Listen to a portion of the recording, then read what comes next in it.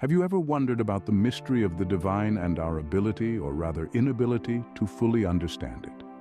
The divine, a concept so profound, so boundless, it often leaves us grappling for comprehension.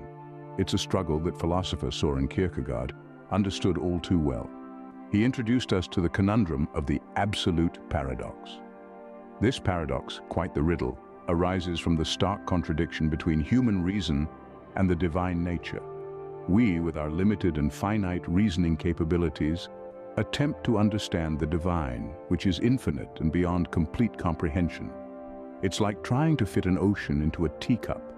Kierkegaard referred to God as the unknown, or the God, emphasizing the chasm between human understanding and the divine. It's a concept that puts into perspective the inherent limitations of human thought in comprehending the divine. Now let's delve in and unravel this intriguing concept. Imagine trying to solve a puzzle with pieces that don't fit. That's the absolute paradox. Picture this. You're attempting to reconcile two vastly different entities, human reason and divine nature. One is finite and limited, the other infinite and beyond comprehension. It's like trying to fit a square peg in a round hole. This is the essence of the absolute paradox, a contradiction so profound that it challenges the capability of the human intellect to fully rationalize the divine. Now consider God as the unknown. Soren Kierkegaard, the father of existentialism, emphasizes that God is fundamentally and absolutely different from any human understanding. It's like trying to describe a color you've never seen or a sound you've never heard.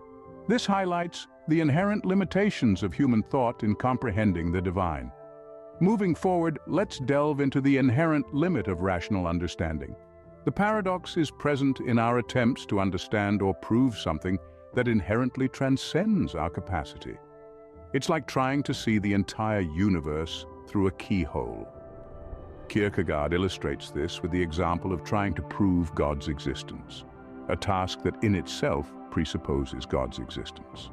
Now, imagine sin as the chasm that separates humans from God. This aspect of the paradox suggests that the recognition of sin is essential for understanding the nature of God. It's like realizing the importance of light only when engulfed in darkness. This notion brings to light the subjective and existential dimensions of faith and belief. The absolute paradox is also embodied in the Christian doctrine of incarnation, where God becomes human in the form of Jesus Christ. It's a head-on collision between finite human nature and infinite divine nature. It's like trying to contain an ocean in a teacup. In the end, the absolute paradox confronts the limitations of human reason when faced with the divine. It emphasizes that faith and subjective experience are crucial in understanding the nature of the divine. It's like trying to grasp the infinite with the finite. Quite a paradox, isn't it? How does this paradox manifest in our understanding of the divine? Let's look at the Christian doctrine of incarnation. The incarnation, where God becomes human in the form of Jesus Christ, is a prime example of this absolute paradox. It's a doctrine that throws a curveball at our finite human understanding.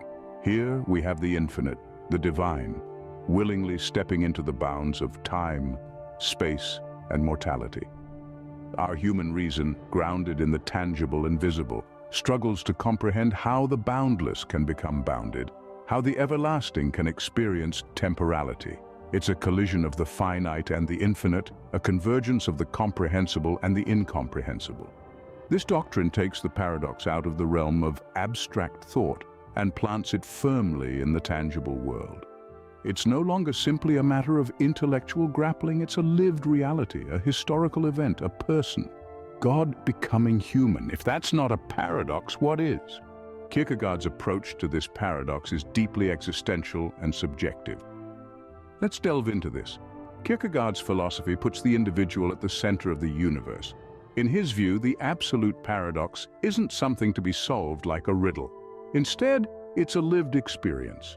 He argues that the paradox is an encounter, a confrontation between the finite human mind and the infinite divine. This clash, this tension, isn't meant to be resolved, but rather experienced.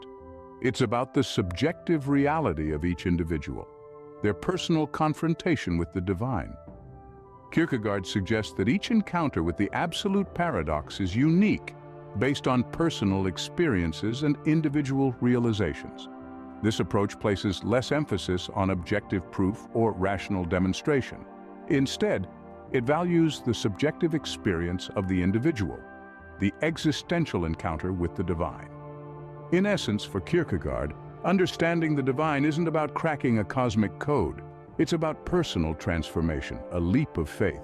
The absolute paradox, it's not just a concept, it's an experience. So what have we learned about the absolute paradox? We've delved into the contradiction between human reason and divine nature, understanding that this paradox challenges the capacity of our intellect to fully rationalize the divine. We've recognized God as the unknown, a concept profoundly different from our understanding, emphasizing the inherent limitations of our human thought. We've grappled with the inherent limit of rational understanding, the attempt to comprehend or prove something that transcends our capacity. We've explored sin as the basis of difference between humans and God, suggesting that the recognition of sin is crucial for understanding the divine. We've acknowledged the incarnation, a paradoxical doctrine where the finite collides with the infinite. And finally, we've appreciated Kierkegaard's deeply existential and subjective approach to the absolute paradox, emphasizing personal experience over objective proof. In our quest to understand the divine, perhaps we must accept that some truths lie beyond the reach of our reason,